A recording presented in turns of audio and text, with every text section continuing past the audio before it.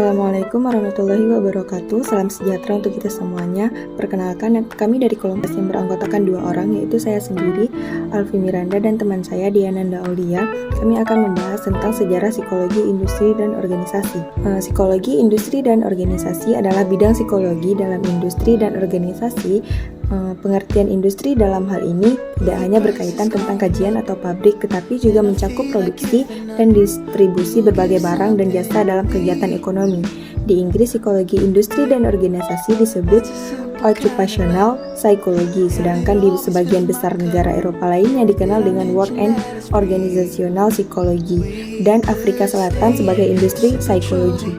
Walaupun namanya berbeda-beda di berbagai negara, tetapi pada umumnya bidang yang digeluti adalah sama. Nah, psikologi industri pertama kali mendapat perhatian besar pada Perang Dunia Pertama. Pada waktu itu, banyak sekali calon tentara yang harus diseleksi dan ditempatkan pada berbagai unit yang sesuai dengan dirinya. Oleh karena itu, psikologi dilibatkan untuk melakukan tes dan pada waktu itu digunakan tes kemampuan mental yang dinamakan Army Alpha dan Army Beta. Army Alpha digunakan untuk calon yang dapat membaca dan menulis, sedangkan Army Beta digunakan untuk calon yang buta aksara. Salah satu tokoh dari permulaan sejarah psikologi industri dan organisasi adalah pasangan Frank dan Lillian Gelbrand. Mereka mempelajari gerakan para pekerja dalam bekerja untuk meningkatkan produktivitas dan mengurangi kelelahan. Setelah suaminya meninggal, Lillian meneruskan karirnya sebagai konsultan dalam bidang industri, dan pada masa depresi ekonomi ia menekankan perlunya penekanan biaya dan peningkatan produktivitas. Tahun 1924 dimulai suatu seri penelitian di Hawthorne, Illinois di pabrik Western Electric Company. Pada awalnya, penelitian ini bertujuan untuk mempelajari akibat atau pengaruh aspek-aspek fisik lingkungan kerja terhadap efisiensi pekerjaan. Misalnya, apa akibatnya jika intensitas penerangan dikurangi? Apakah suhu dan kelembapan udara akan mempengaruhi produktivitas? Apakah pengaruh jam istirahat terhadap pekerja? Nah, hasil yang mengejutkan dari kajian ini adalah bahwa ternyata aspek-aspek fisik seperti intensitas penerangan, suhu, dan kelembapan udara tidak mempengaruhi tingkat efisiensi pekerja. Nah, kemudian terjadinya Perang Dunia Kedua. Pada Perang Dunia Kedua, bidang pelatihan dan pengembangan menjadi pusat utama. Berkurangnya tenaga kerja profesional atau tenaga kerja terampil menyebabkan perusahaan harus meningkatkan pelatihan dan pengembangan dalam perusahaan. Pada masa ini berkembang pula alat tes yang bernama AYGT.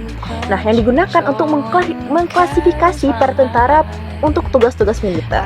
Pada tahun 1960-an, penetapan psikologi di bidang penjualan mulai berkembang pesat.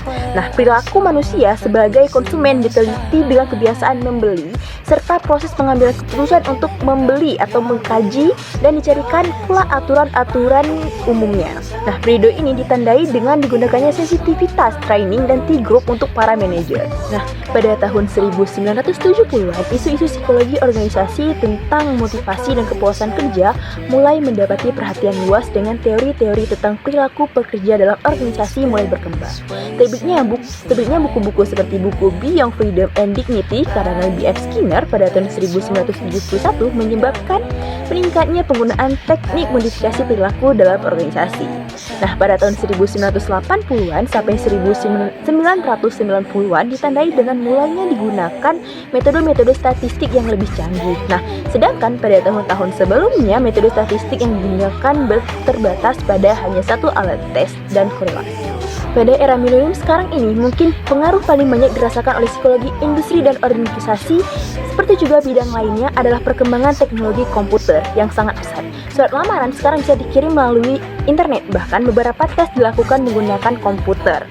Nah, beberapa pengawasan atau rapat juga dilakukan dengan menggunakan konferensi jarak jauh. Selain itu, mulai berkembang pula bekerja secara online melalui komputer yang memungkinkan para pekerja hanya datang ke kantor pada saat-saat tertentu. Psikologi industri dan organisasi mulai masuk ke Indonesia pada awal tahun 1950-an. Sejak saat itu, bidang ini telah berkembang pesat di negara ini. Banyak universitas di Indonesia menawarkan program-program studi psikologi dengan spesialis dalam bidang psikologi organisasi.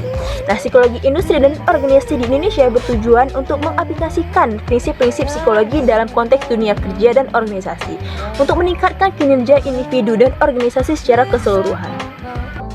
Sekian pembahasan tentang sejarah psikologi industri dan organisasi. Terima kasih telah menonton video kami. Assalamualaikum warahmatullahi wabarakatuh.